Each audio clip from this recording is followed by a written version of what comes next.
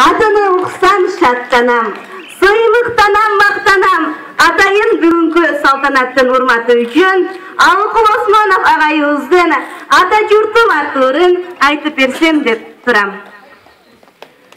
Ата жұртым, туған елім, мекенім, жан қубатым, сүйген жерім, секетім, тоташыңдың, тұрпағыңдың, суыңдың.